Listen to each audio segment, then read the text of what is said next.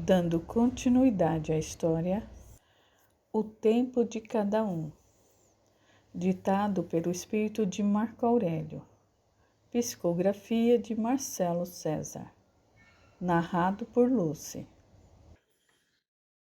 Capítulo 48. Finalmente, depois de meses, tragédias e confusões, o conde de Managuá e a filha chegaram à fazenda. Era uma manhã ensolarada e Eurico e Bernarda ali estavam para recepcioná-los.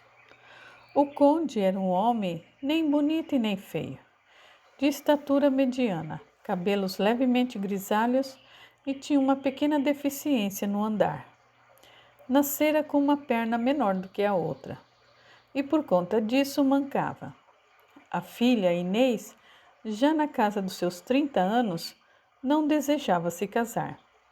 Era devota ao pai e à Nossa Senhora. Passava o dia rezando. O pai, inclusive, mandara construir uma linda capela em sua fazenda, que, segundo a lenda, fora obra de Aleijadinho, um dos maiores artistas que essa terra já conheceu. O conde não tinha sido informado da morte de Antonieta. É que a possibilidade de casamento entre Antonieta e o conde era fruto só da cabeça de Eurico. O conde, pobrezinho, nem tinha ideia do que Eurico e Bernarda tramavam nas suas costas. No entanto, quando cumprimentou Bernarda, indagou: "Onde estão as belíssimas filhas?" Eurico sempre se orgulhou das 3 filhas lindas, sendo que uma delas, agora não me recordo o nome, é a mais bela de todas. Bernarda sentiu medo. O que dizer, ou melhor, como dizer? Eurico tomou a palavra e desviou o assunto. "Estimado conde Managuá, eu gostaria de lhe mostrar a fazenda, vamos?" O conde concordou. Inês, a filha, deixou-se conduzir por Bernarda. Acomodou-a no sofazinho da sala. "Gostaria de descansar?" "Sim, minha senhora. A viagem foi deveras cansativa. Eu mesma vou levá-la ao seu quarto." Os planos eram de deixarem a casa da fazenda de Teresa, ali ao lado, pronta para receber o conde e a filha. Contudo, após o casamento de Teresa e Samir, e com o endividamento cada vez maior, Eurico deixara a casa da mãe a Deus dará. Era cuidada pelos criados, mas apresentava sinais de abandono e necessidade de reformas. Bernarda lhe dera a ideia de, com pouco dinheiro, reformarem os aposentos dos 2 filhos. Afinal, Antonieta não mais estava entre eles e Alfredo fora expulso de casa. Ao longo dos últimos meses, portanto, Bernarda, que tinha o tino para decoração, fizera pequena reforma no quarto de Antonieta e o transformara num quarto de hóspedes. E foi lá que instalou Inês. O quarto de Alfredo, remodelado, seria destinado ao conde. Inês adentrou o quarto e sentiu um calafrio. Fez o sinal da cruz. Se não fosse o cansaço, teria evitado ficar ali. Mas, devota fervorosa de Nossa Senhora, fez uma prece e logo os calafrios cessaram. Ela deixou as velas acesas e deitou-se, adormeceu. Dali a 2 horas, Inês despertou sentindo fome. Ela bocejou, levantou-se e foi até a cômoda. Nela havia uma bacia com uma jarra de água. Inês molhou o rosto e sentiu-se revitalizada. Saiu do quarto e, ao virar-se no corredor, deu um esbarrão em Cleonice. "Mil desculpas", pediu ela sincera. "Não tem do quê", respondeu Cleonice. Elas se entreolharam e Cleonice perguntou: "Eu já a vi em algum lugar. De onde a conheço?" "Eu ia dizer o mesmo", emendou Inês. "Já visitou Vila Rica?" "Infelizmente não. Só conheço a capital que abriga a corte." "Interessante", observou Inês. "Eu tenho certeza de que já nos encontramos antes." e assim entabularam conversação. A amizade entre elas foi imediata, instantânea. Obviamente, não estavam levando em consideração as vidas em que as suas almas haviam se encontrado. Nas últimas encarnações, o laço de afeto e amizade entre Cleonice e Inês apenas se estreitara. Também não tinham a recordação de uma vida em que Inês era soror e lutara com Madre Verônica para que socorresse aquela moça que dera à luz e tivera hemorragia. A bem da verdade, nessa vida em particular, Inês havia morrido tentando salvar Cleonice. Elas não tinham consciência desses fatos passados. Todavia, os espíritos de ambas reconheciam essa verdade. Cleonice apresentou Inês a Estelinha. Depois foram passear pelos arredores da fazenda. Havia um riacho ali perto que Cleonice muito gostava de apreciar. Levou Inês até o local. Eu sempre vivi muito sozinha, disse Inês. Não tem irmãos? Não. Quer dizer, houve um filho depois de mim, mas morreu bebezinho. Após o triste evento, os meus pais não quiseram mais ter filhos. Quando eu tinha 10 anos, mamãe adoeceu gravemente. Papai não mediu esforços e recursos para tratar a doença dela, mas ela não resistiu. Desde então, somos só nós dois. O seu pai nunca pensou em se casar de novo? Inês sorriu. Papai é um homem distinto, bem diferente dos outros. Como assim? Ele sempre respeitou o casamento. Certa vez, preocupada em vê-lo tão sozinho, eu quis saber por que não havia se casado de novo. Será que era por minha causa? E o que ele disse? Que ele tinha gostado muito de mamãe e que, se Deus pudesse escutar as suas preces, que aparecesse uma moça que despertasse nele sentimentos de amor. Papai não foi claro, mas entendi que ele nunca amara mamãe ou outra mulher. Não gostaria que ele terminasse os seus dias sem ter essa experiência. E você? Eu? O quê? Não tem vontade de se apaixonar? Inês riu. Não.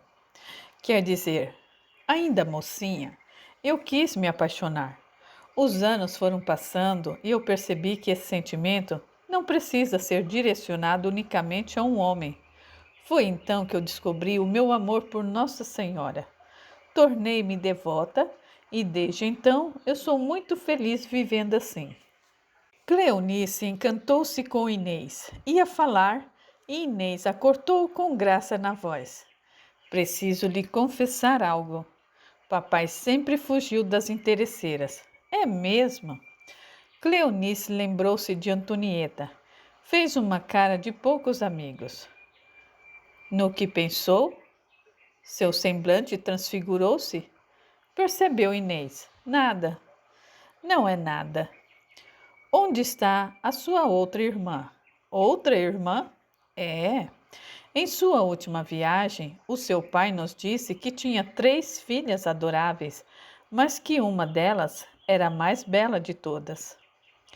Ele deve ter se referido a Antonieta. Ela morreu há alguns meses. Sinto muito, disse Inês sincera. Ela era tão bonita assim? Não sei como se mede uma beleza. A conversa tomou outro rumo e Inês voltou a falar sobre a sua devoção a Nossa Senhora. Cleonice lhe confidenciara sobre o desejo de Eurico de a trancafiar num convento, mas preferiu manter silêncio. Logo Estelinha juntou-se a elas e trocaram ideias acerca do casamento dela com o Sérgio. Podia ficar hospedada aqui e ir ao meu casamento, convidou Estelinha. Não sei se papai permitiria.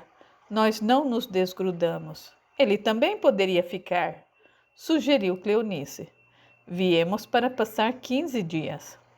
Eu vou me casar daqui a um mês, pontuou Estelinha. Será que o seu pai não ficaria mais um pouquinho? Mamãe está preparando uma grande festa, emendou Estelinha empolgada. E confesso, eu gostei de você, Inês. Eu também simpatizei com você, Estelinha. Fique conosco, por favor, pediu Cleonice. Está bem, eu vou convencer o papai. Nisso ouviram uma voz atrás delas. Posso saber do que vai tentar me convencer? As três viraram o rosto e era o conde de Managuá. Inês levantou-se do gramado e correu para abraçá-lo. Papai! O conde abraçou-a e quis saber. Quem são essas moças tão bonitas? Esta é Estelinha, apontou, e esta é Cleonice. Ao ver Cleonice, o conde sentiu uma leve emoção. Ele ia dizer que, sem sombra de dúvida, era ela a filha mais bela de Eurico. Por dedução e para não ferir os sentimentos de Estelinha, apenas a cumprimentou. A partir daquele momento, o conde de Managuá, cujo nome de batismo era Celso Viana Benevides e Castro, não desgrudaria mais de Cleonice. Ela, por sua vez, gostou dele também. Não enlouquecera de paixão, mas sentira por ele um carinho enorme desde o primeiro momento em que o vira. Certo dia, confidenciou a Estelinha. O conde veio falar comigo sobre casamento. Jura? Oh, Cleonice, que boa notícia! Sim, você vai aceitar, não é mesmo? Claro! Eu o acho bem simpático e prezo muito a amizade que brotou entre mim e Inês.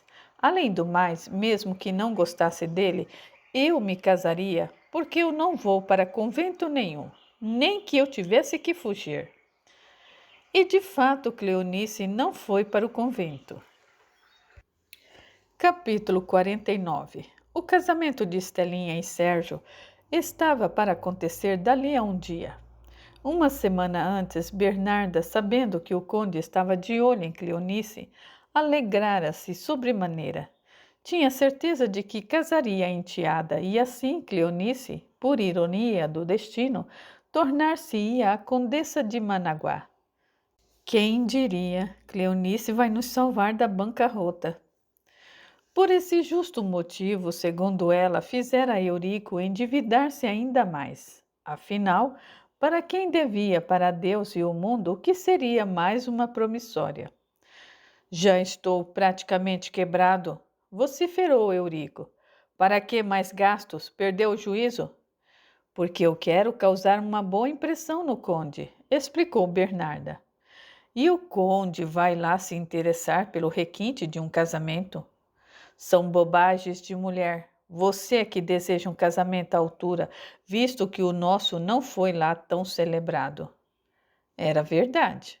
O casamento de Bernarda havia sido simples, diferente do que havia sonhado. Agora tinha a oportunidade de realizar o seu desejo por meio de Estelinha. Tudo o que sonhara para o seu casamento seria realizado no enlace da enteada com Sérgio. O conde está feliz. Eu não sei por que ele ainda não se foi. Eu lhe fiz uma proposta e ele ainda não respondeu. O que lhe propôs? De nós nos mudarmos para Vila Rica. Mudarmos? Mas por quê? Eu dou as nossas fazendas em troca de uma boa casa na cidade. Vila Rica é muito próspera. Eu tenho certeza de que poderei realizar outros negócios. Eurico não pensava em negócios nenhum. Queria entregar as fazendas ao conde em troca de uma boa vida numa cidade agitada como Vila Rica. Além do mais, ele conhecia as cortesãs da região e os olhos rodavam de prazer só de imaginar como poderia se divertir. Bernarda o tirou dos seus devaneios. Eu não creio que vá precisar fazer tantas mudanças. Ora, Bernarda, fiz tudo o que estava ao meu alcance. Pensei em casar Antonieta com o conde. Pensei em casar Alfredo com a filha dele. Pensei em tantas coisas. Só não pensou em Cleonice. Como não? Depois do casamento de Estelinha, e tão logo o conde vai embora, eu pessoalmente vou levar Cleonice até Olinda. Já está decidido. Ela vai ficar no convento e, no máximo, semana que vem. Não vai. Eurico não entendeu. Como assim não vai? Está me desacatando? De maneira alguma, meu marido. Não percebeu? Perceber o quê? Bernarda riu à beça. O conde está caidinho por Cleonice. Eurico abriu a boca, pasmado. O conde? Cleonice? Sim, ele não tira os olhos dela. Não pode ser. É a mais pura verdade. Outro dia, por exemplo, eu escutei um pedaço da conversa entre Cleonice e Inês. Aliás, elas estão amicíssimas. Não brinque comigo, Bernarda. Eu não estou brincando, meu marido. O conde de Managuá está caidinho por Cleonice. Espere, e antes mesmo dele partir, vai pedir a mão de Cleonice em casamento. Eurico não cabia em si tamanha felicidade. Cleonice, mas quem diria? Não demorou muito para o conde revelar as suas verdadeiras intenções em relação a Cleonice. Naquela mesma noite, ele procurou Eurico e formalizou o pedido. Cleonice não tem dote. Como sabe, a minha situação. O conde o cortou. Eu sei disso. Assim que me casar com ela, eu vou rasgar e queimar todas as promissórias. E também vou quitar os seus débitos junto ao banco. Eurico emocionou-se, mas manteve o ar petulante. Fico feliz com a sua decisão. Tem um porém. O que seria, estimado conde? Eu vou trazer 2 homens meus de total confiança para administrar as fazendas. Isso não será necessário, eu mesmo. O conde o cortou novamente. Será necessário, sim. Agora que encaminhou suas filhas, não tem mais com que se preocupar. Pode frequentar a corte sem se preocupar com os agiotas querendo lhe sugar o pescoço. Eurico não gostou do xiste. O conde estava sendo arrogante, mas relevou. Eu amo o campo e eu gosto de administrar as fazendas. Pelo jeito não conseguiu administrá-las a contento. Eurico foi obrigado a engolir a raiva. Tinha vontade de dar um morro no conde. Onde já se viu? Está me chamando de incompetente. Contudo, ele respondeu: se é assim que prefere, assim será feito. Tenha minha permissão para desposar Cleonice. Capítulo 50. O casamento de Estelinha e Sérgio foi um acontecimento. Durante anos seria considerado um dos mais belos festejos que se dera na corte. O vestido de noiva fora feito à mão por mais de 10 bordadeiras.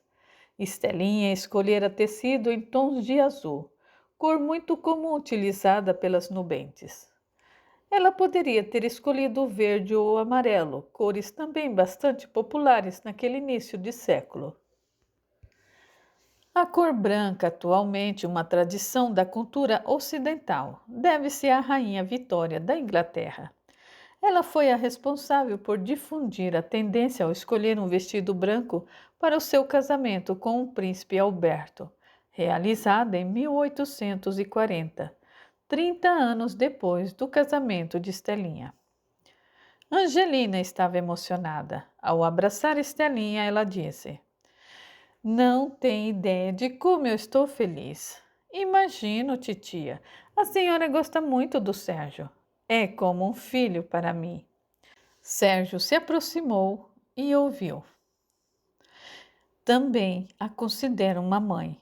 Tornou ele emocionado. E os seus pais? Ela quis saber. Para variar, estão viajando. Não teve tempo de avisá-los? Tive, dona Angelina. Claro que eu tive. Mas os compromissos são mais importantes, sempre foram. Os pais de Sérgio não puderam comparecer, estavam em viagem ao exterior e, quando receberam a carta com o pedido do filho, responderam que não chegariam a tempo para a cerimônia. Importa que você se casou com essa belíssima moça. Angelina acariciou o rosto de Estelinha. É verdade, tia. Ao menos agora viverei a minha vida. E o convite para lecionar em Salvador? Quis saber, voltando-se a Sérgio. Está de pé. Já conversei com Estelinha. Assim que possível partiremos. Estou tão empolgada. Viver em Salvador, que sonho! Comemorou Estelinha.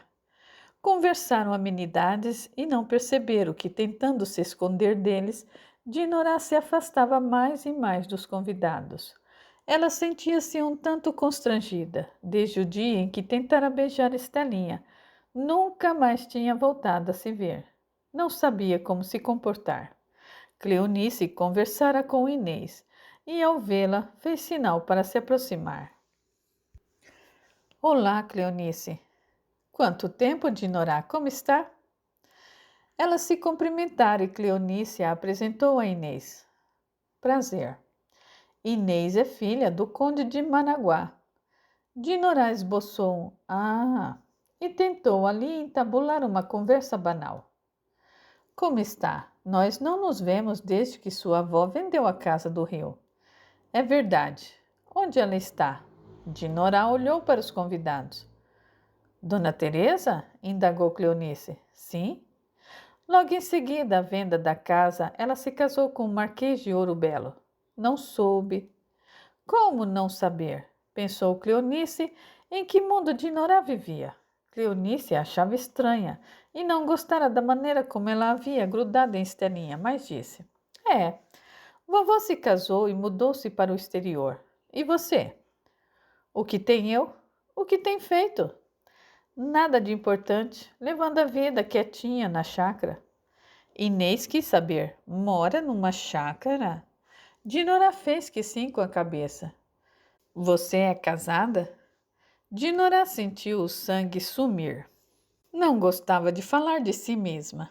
Tentou ser simpática. Não, não sou. Eu também não, respondeu Inês, percebendo que a pergunta constrangera Dinorá. Ela se despediu das meninas e meteu-se por entre os convidados. Não ligue para Dinorá. É um tanto doidivanas.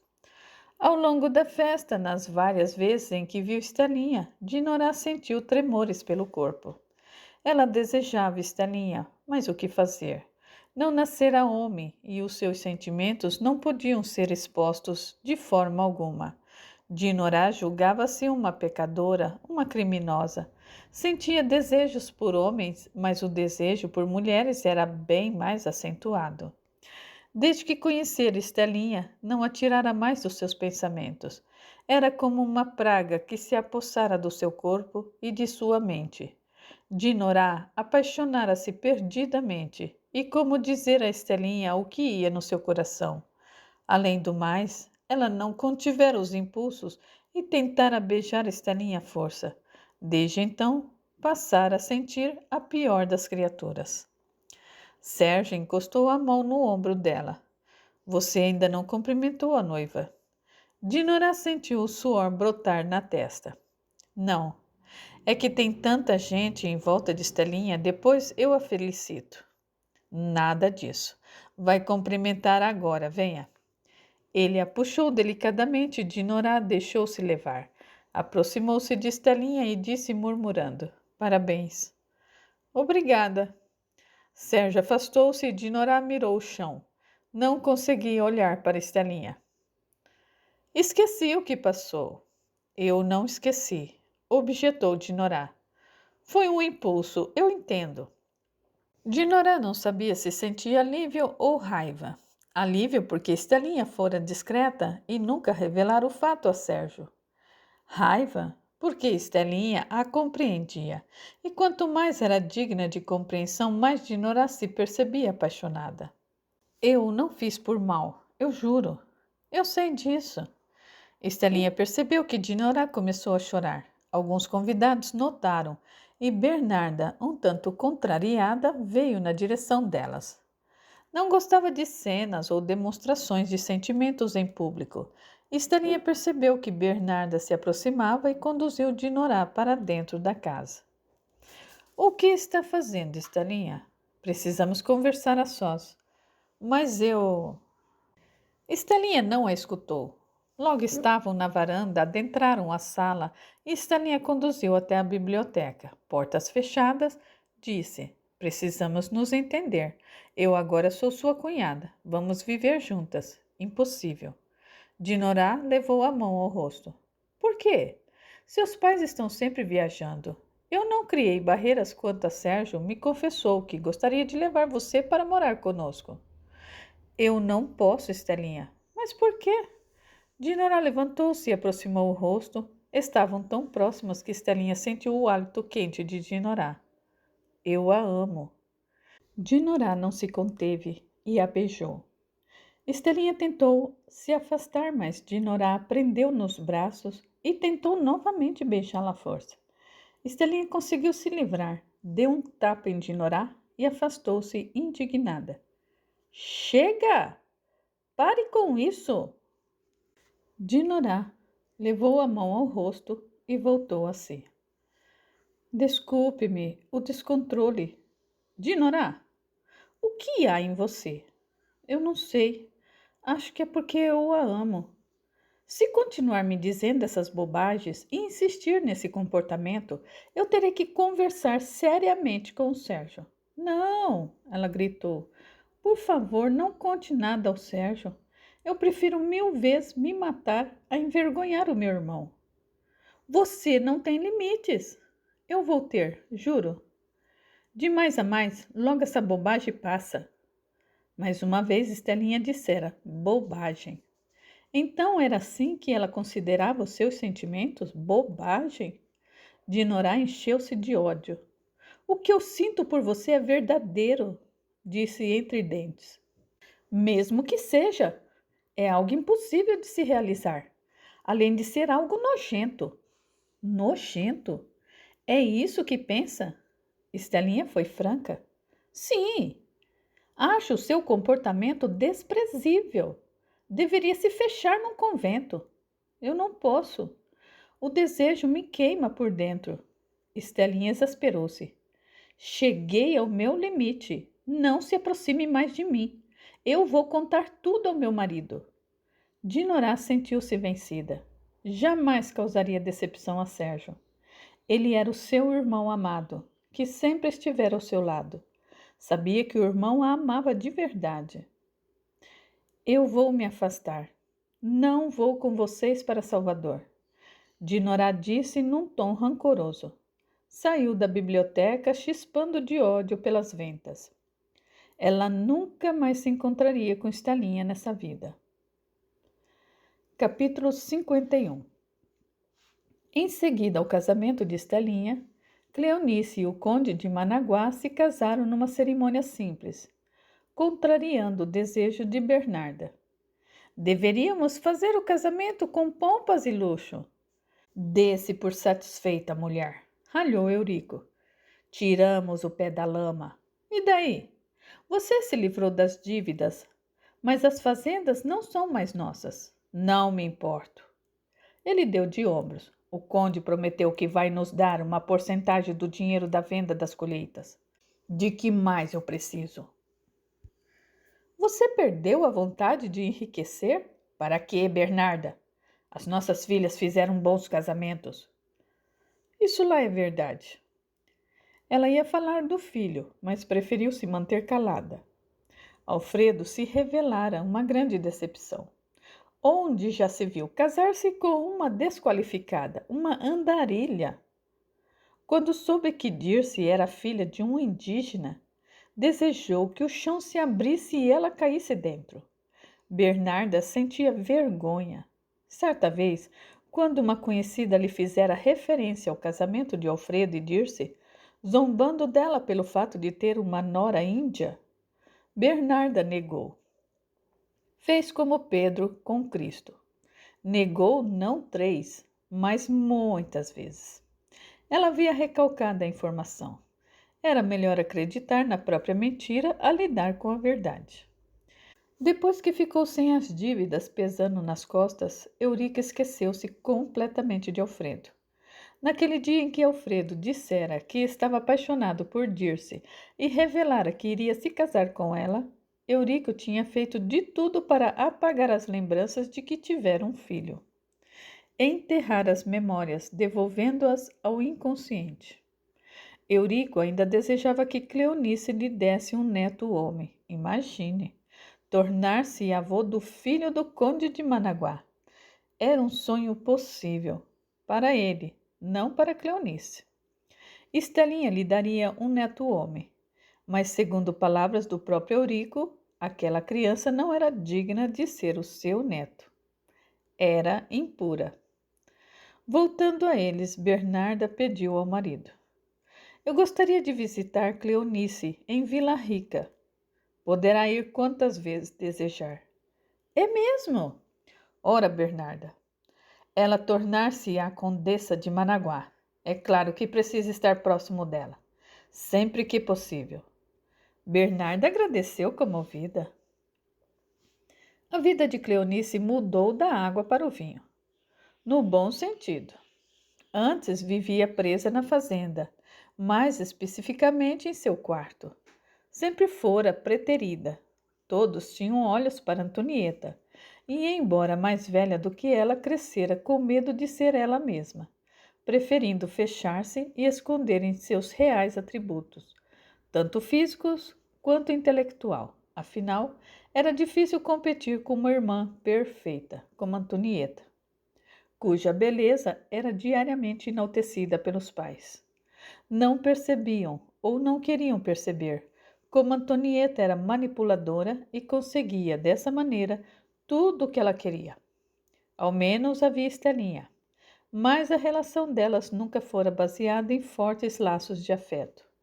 Davam-se muito bem, contudo, Cleonice nunca tivera sentimentos fortes o suficiente para trocar cartas com Estelinha, depois de casadas.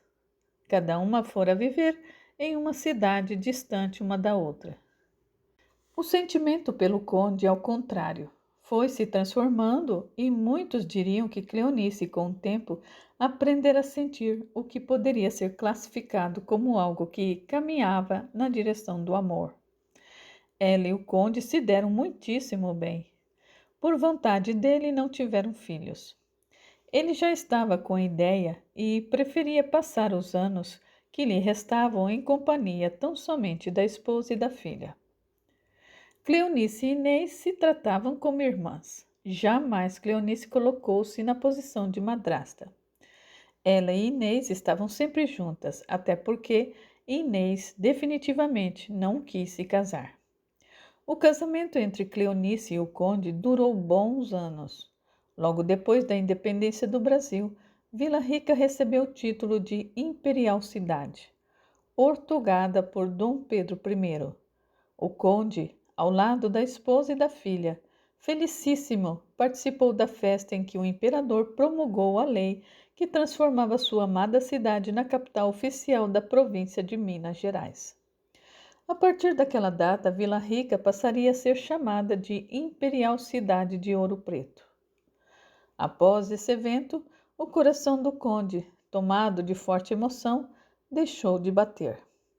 Bem afortunada e proprietária de muitas fazendas espalhadas por Minas Gerais e Rio de Janeiro, Cleonice doou as terras que um dia haviam pertencido a Eurico e Angelina. Passou todas no nome de Alfredo. Alfredo, você sempre trabalhou nas fazendas desde garoto. Nada mais justo do que as terras sejam suas, dos seus filhos e dos seus netos. Alfredo e Dirce não tinham palavras para expressar tamanha generosidade. Cleonice, eu lhe desejo uma vida plena, cheia de boas surpresas. As palavras de Dirce eram de pura comoção. Obrigada. Ela e o irmão trocariam algumas cartas, mas Cleonice nunca mais voltaria à fazenda. Era um lugar que só lhe trouxera tristezas. Nas mãos de Alfredo, acreditava que aquelas terras prosperariam. Com o passar do tempo, tanto ela quanto Inês conseguiriam aos poucos transformar a dor da perda em saudades.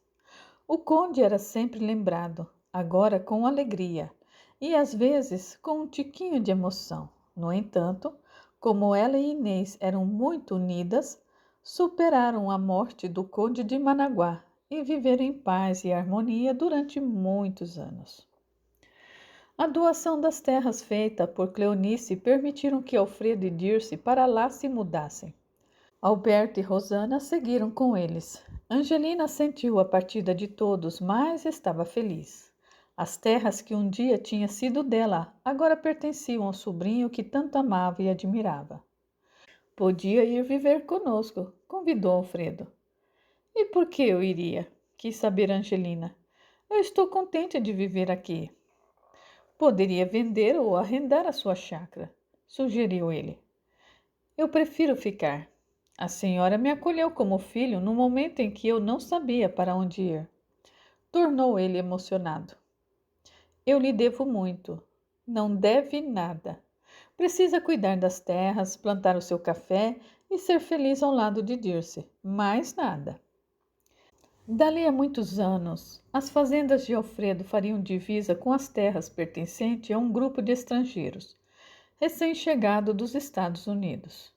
Embora já bem idosos, Alfredo e Dirce construiriam um formidável laço de amizade com esses vizinhos, que se estenderia para além da vida. Célia e Nicolau decidiram não seguir com Dirce e Alfredo. Eles adoravam Angelina e Célia tinha um carinho especial por Claudete. Chamava-a de madrinha. Claudete, por sua vez, sentia mais do que carinho por Célia. Ela a amava, mas jamais revelaria os seus verdadeiros sentimentos. Assim como Dinorah, Claudete tinha medo de ser escorraçada pelo fato de desejar e amar outra mulher. Preferiu amar Célia em silêncio. Era melhor tê-la ao seu lado como uma quase filha do que não a ter de forma alguma. Dali a algum tempo, Célia se casaria com um cafeitor da região. E Claudete, não podendo mais sufocar aquele amor impossível, se deixaria abater, perdendo o gosto pela vida. Morreria bem antes de Angelina, triste e amargurada. Jacinta e Dalva permaneceram com Angelina. Arthur, conforme crescia, apegava-se a Nicolau, que também decidira ali ficar. Ele devotava um carinho especial a Angelina e a tinha como sua avó. Dalva morreu quando Arthur completou 10 anos e Jacinto faleceu poucos anos depois. Nicolau não se casou, mas adotou Arthur como filho do coração. Angelina admirava o modo como os dois se dedicavam aos cuidados das suas terras. Já bem idosa, quando Claudete já havia falecido, Angelina fez o seu testamento em favor de Nicolau e Arthur. Deixou a chácara para eles, e eles trabalhariam bastante e com muito gosto. Nicolau morreria bem velhinho, e Arthur cuidaria dele até o seu último sopro de vida. Estelinha e Sérgio estavam casados há 3 anos e ela não lhe dava um filho. Depois de 2 abortos espontâneos, ela perdera a capacidade de engravidar. Ficara extremamente triste. Não me importo se não pode me dar filhos. Eu queria tanto ser mãe, ela disse com a voz amarga. Sabe que eu sempre sonhei com a nossa casa repleta de crianças. Paciência. Se Deus decidiu, está decidido, disse ele conformado. Sérgio era um bom e fiel cristão. Converteu-se ao protestantismo quando estudava medicina em Londres. Até então tinha sido um católico comum. Frequentava a igreja e a missa, mas apenas cumpria com as obrigações. Digamos que era um homem sem fé. Em Londres, estimado por colegas de curso, começara a frequentar a missa e tinha gostado. Passara a ler a Bíblia e tentar viver de acordo com as palavras de Jesus. A partir dali, começara a ter fé. Estelinha não entendia o seu infortúnio desse jeito. Praquejava e blasfemava. Que Deus é esse que não me deixa ter filhos? O que é que eu fiz de errado? Não fez nada de errado, minha querida. Era a voz de Sérgio sempre tentando apaziguar os ânimos da esposa. No fim de tudo, Estelinha permanecia irredutível, em não se livrar de sua dor. Não se conformava, queria ser mãe e não podia. Houve uma vez, quando fora passar alguns dias na chácara de Angelina, que ela mais uma vez blasfemou. Olha o que Deus me fez. O que foi que ele te fez? Quis saber Angelina. Castigou-me. Não me permitiu gerar uma criança, privou-me do direito de ser mãe. Há muitas outras maneiras de exercer a maternidade. Jura? Indagou de maneira irônica. E como? Vivemos num país com muitas crianças carentes que necessitam de um abrigo, de um lar. Não me venha com essa conversa de adoção. Eu não nasci para criar filho de estranhos. Por que é tão dura consigo mesma? Quis saber Angelina. Não é uma questão de ser dura, titia. Eu só não concordo em criar filho dos outros. Vai saber de quem essa criança foi gerada? A origem do bebê é importante para você? Pois, claro. Imagine eu adotar a criança fruto de pais degenerados? Jamais. Angelina entristeceu-se. Sempre achei uma mocinha meiga, doce, claro. Houve tempos em que eu percebi que se comportava de maneira preconceituosa em relação às pessoas diferentes de você. Nunca gostou de um forro, de um criado, sempre tratou pessoas mais humildes com distância e frieza. É claro, eu faço parte de um mundo diferente, defendeu-se Estelinha. Diferente em quê? Angelina indagou-a. Ora, titia. Ela ficou reflexiva por alguns instantes.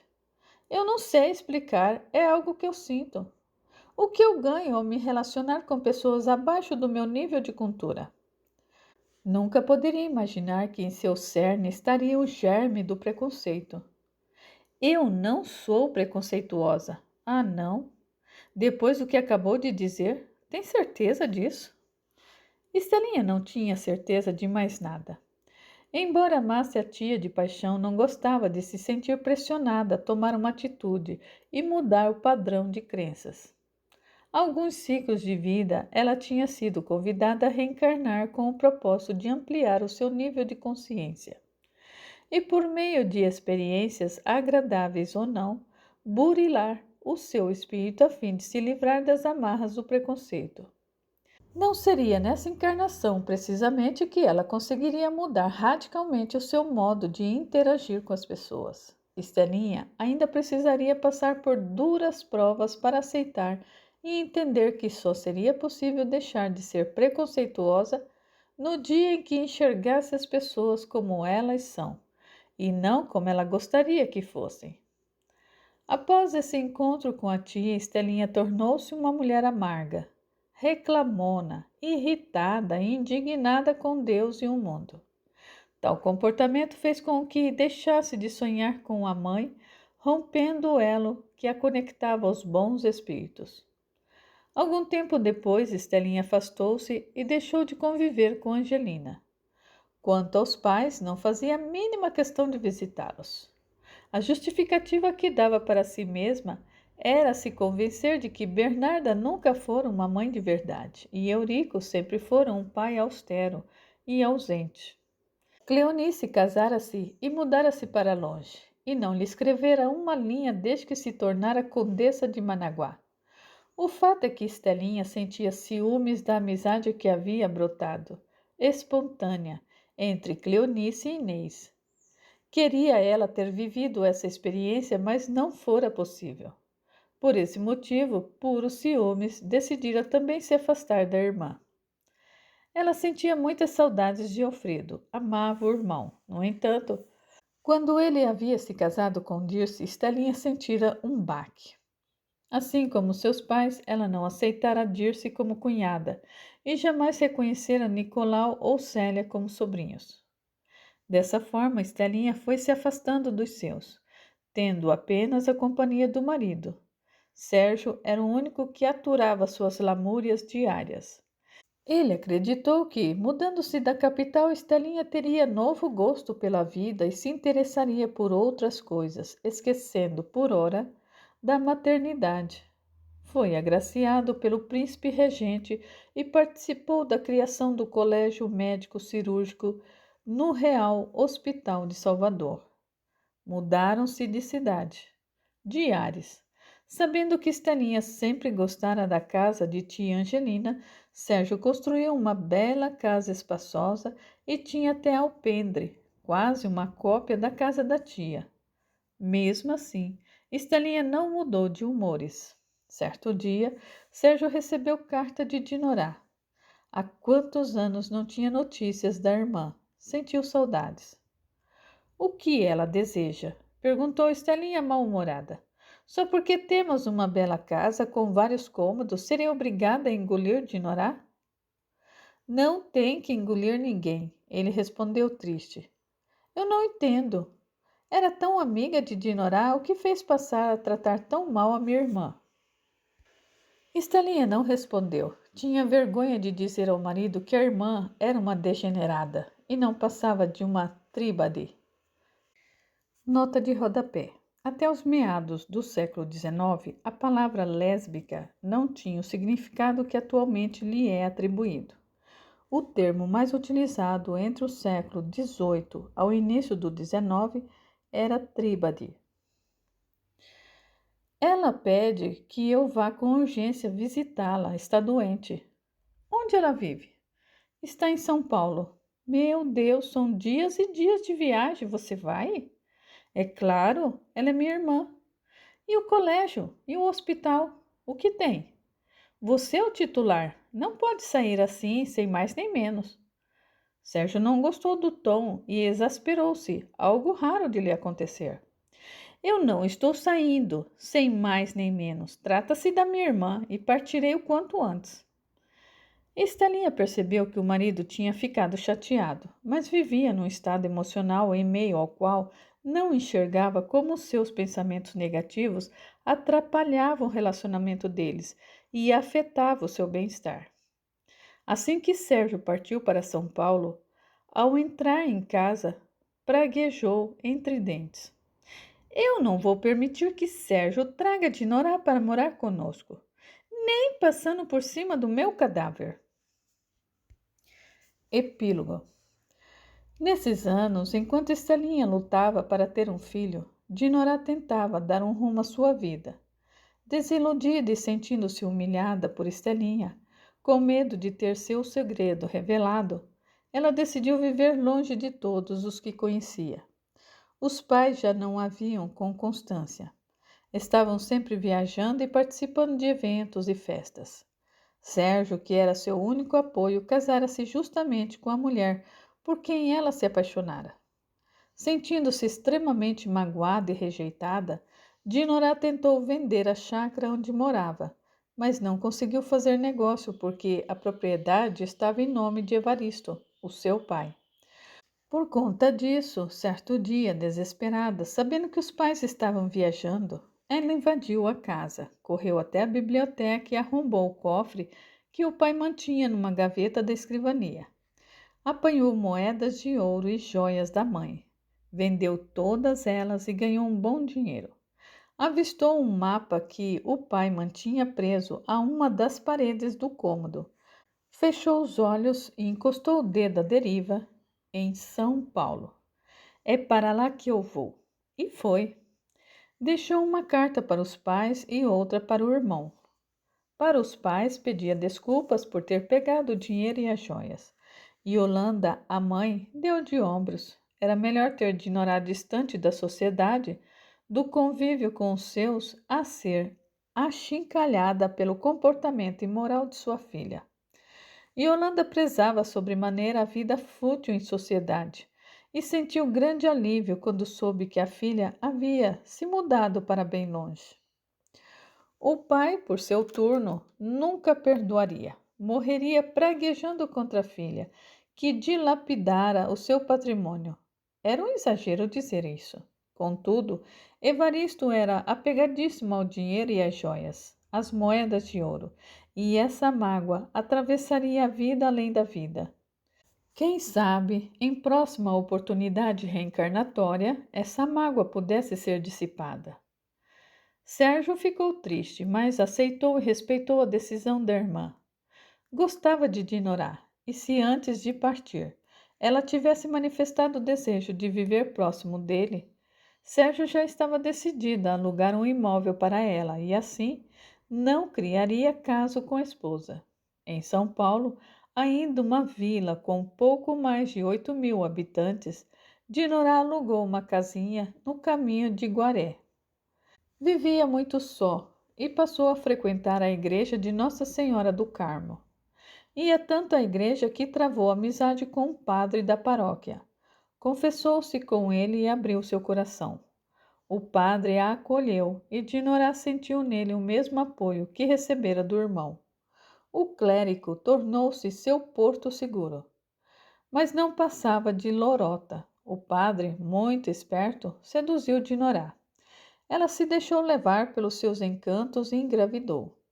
O padre negou ter mantido relações com ela e Dinorá, amargurada, não teve coragem de tirar a criança. Muito pelo contrário. Este filho, sim, vai ser o meu verdadeiro porto seguro. Os meses passaram e, com a ajuda de 2 criadas, teve seu filho. Dera a ele o nome de Marcílio. Amara-o como nunca amara alguém antes. Nem por Estelinha sentira o que sentia por seu filho. Ele era definitivamente o amor da sua vida. O dinheiro também começou a escassear e Dinorá empatou o resto que tinha na compra de um imóvel para transformá-lo numa estalagem. Lembrara-se de uma que conhecera na época de mocinha, quando viajava com os pais para o exterior. O local era asseado, bem diferente das estalagens espalhadas na cidade. Contratou mais criados. Uma dessas criadas tinha também acabado de ter uma filha. Dinorá condoeu-se da história de vida da moça e a contratou. Será ótimo ter você e sua filha conosco. Acabei de ter um filho. A moça, de nome Maria, alegrou-se e mudou-se para a estalagem com a filhinha ainda nos braços. Dinorá quis saber o nome daquele encanto de bebezinha. O nome dela é Dalila, respondeu. Marcílio e Dalila cresciam juntos e davam-se muito bem. Dinorá, um pouco mais refeita, teve a brilhante ideia de oferecer bons pratos aos hóspedes e investiu na culinária. Logo o lugar ganhou fama e Dinorá fez um bom dinheiro.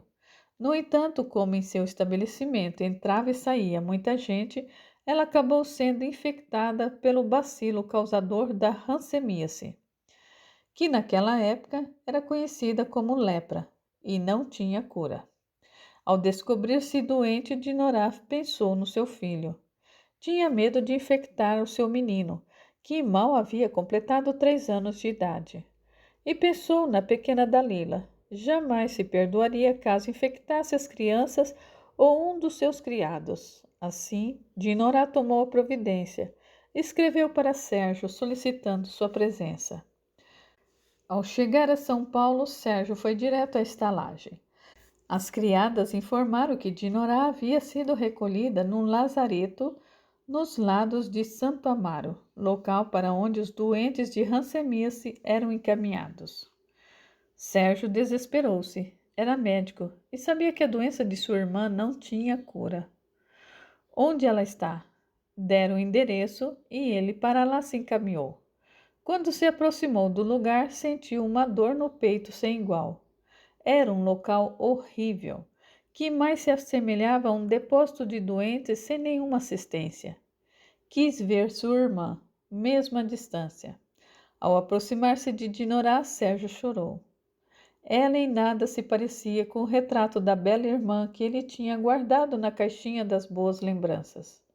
Dinorá tinha partes do corpo enfaixadas com panos já rotos e encardidos. Perdera os dedos das mãos e estava num estado deplorável. Vou levá-la embora daqui. Para onde? Ela quis saber. Outro lazareto? Podemos estar juntos. Ela esboçou um sorriso. Eu posso infectá-lo. Não me preocupo com isso, tornou ele emocionado. Eu estou com os dias contados, meu irmão. Não tem mais nada que possa fazer. Eu vou e quero morrer aqui. Não! Ela o cortou.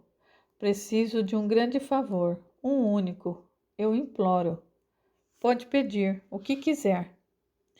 Cuide do meu filho. Sérgio arregalou os olhos, espantado. Filho? Como? Eu tive um filho. O nome dele é Marcílio. Tem 3 aninhos.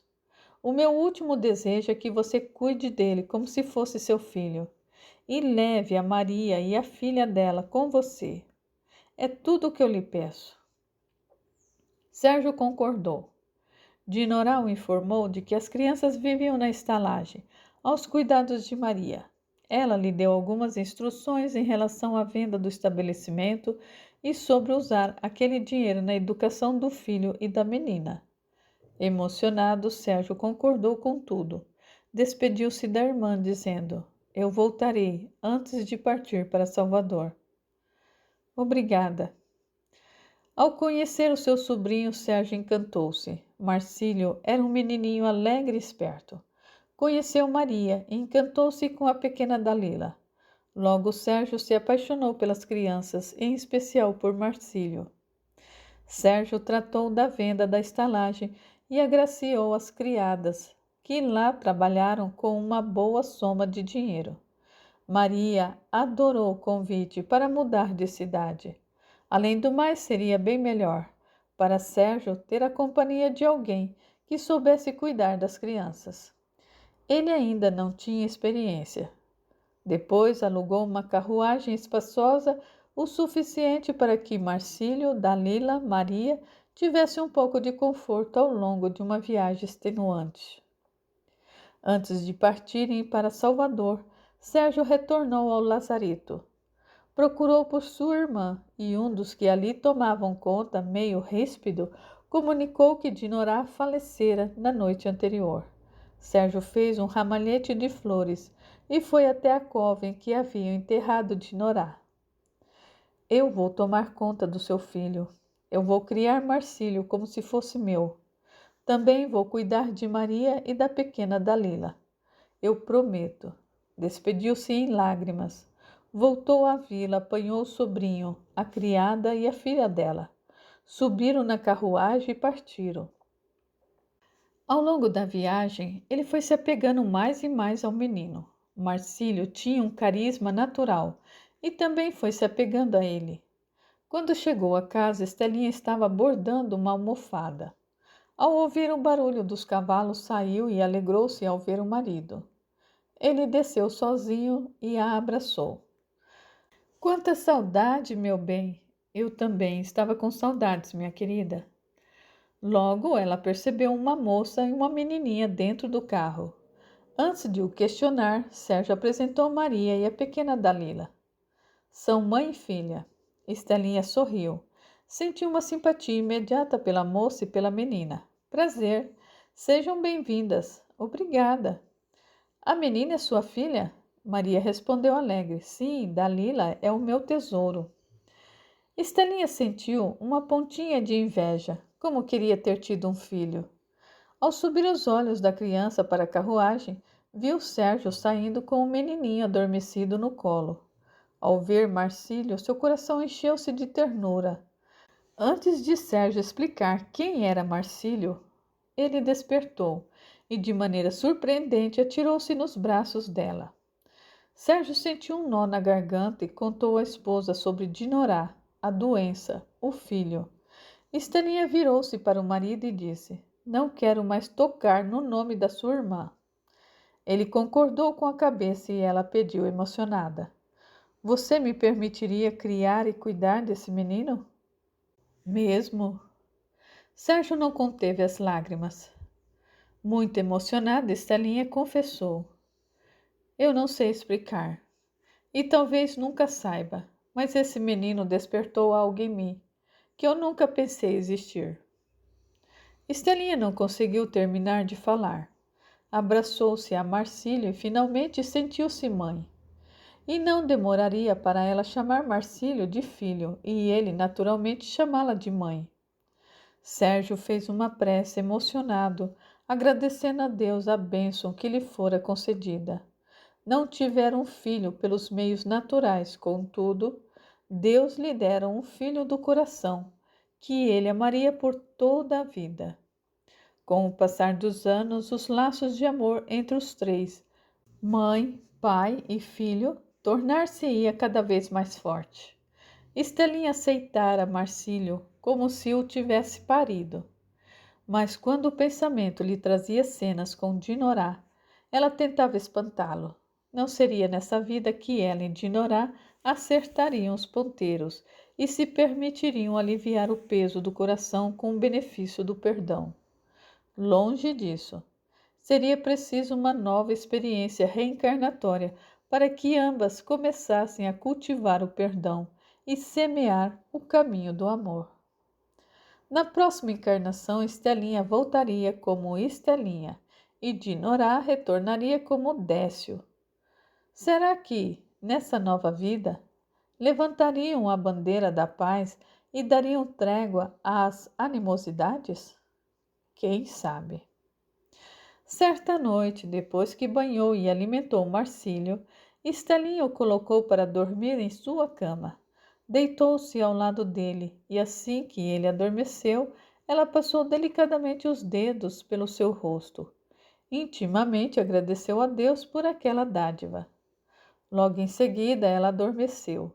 Estelinha finalmente dormiu bem, como havia muito não dormia. Seu coração encontrou a paz. E ela começava a entender pela primeira vez em muitas vidas o real significado da palavra amor. Pós-fácil. Em O Tempo Cuida de Tudo, primeiro livro dessa trilogia, alegamos que um romance espírita geralmente é costurado por tramas, fatos e mensagens que nos tocam profundamente a alma e nos levam à reflexão com o intuito de nos fortalecer a autoestima, nos fazer rever crenças e posturas que nos paralisam no caminho da evolução e, por certo, nos ajudar a entender o porquê de determinadas pessoas e situações, principalmente as desagradáveis, aparecem em nosso caminho. Ao fim de tudo, à medida que nos envolvemos com as narrativas, amamos ou desgostamos de determinados personagens. O nosso senso de observação elege os que nos cativam e, de forma consciente ou não, tenta se esquivar daqueles cujo comportamento reprovamos. Desejamos que os que são bons, a nossos olhos, tenham um final feliz, mas que os maus... Bem, seguindo o estilo de narrativa, o segundo romance da trilogia, O Tempo Nunca Esquece, também teve começo, meio e fim. Alguns personagens do livro anterior continuaram a sua jornada nesse planeta. Outros desencarnaram ao longo da trama. E os que haviam desencarnado anteriormente tiveram a chance de uma nova experiência terrena em fins do século XX, início do século XXI. Partindo do início de que a vida é eterna e nos oferece sucessivas idas e vindas, será que, nessa segunda história, houve mesmo começo ou fim? Se parte desses personagens foram abençoada com a chance de nova encarnação, como eles retornaram? Os laços de afeto se estreitaram? E quanto aos laços formados por mágoas e ressentimentos? Eles se mostraram presentes numa nova vida? Em virtude de tais questionamentos, decidimos narrar a vida dessas pessoas, experienciando novas conquistas, superando antigos e inéditos desafios em pleno século XXI. Quais dos personagens reencarnaram? Como voltaram? Qual é o novo quadro de parentesco entre eles? O que aconteceu com quem não reencarnou ou com aqueles que ainda permanecem reencarnados? Essas e outras perguntas foram, em maioria, respondidas nessa espécie de continuação. O tempo cuida de tudo. Agora lhe apresentamos o tempo de cada um. Romance que encerra a trilogia. Os personagens apresentados nos dois outros livros encontram-se no passado, precisamente no início do século XIX, em que muitos dos acontecimentos, como laços de amor, de ódio, amizades verdadeiras e intrigas, foram contextualizados, oferecendo-lhe assim um panorama de como tudo, de certa forma, começou.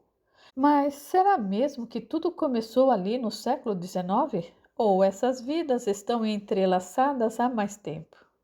Tudo indica que sim. Além do mais, levamos você a refletir. O tempo cuida mesmo de tudo. Ou há fatos que marcam o espírito de tal modo que nem mesmo o tempo deixará esquecer.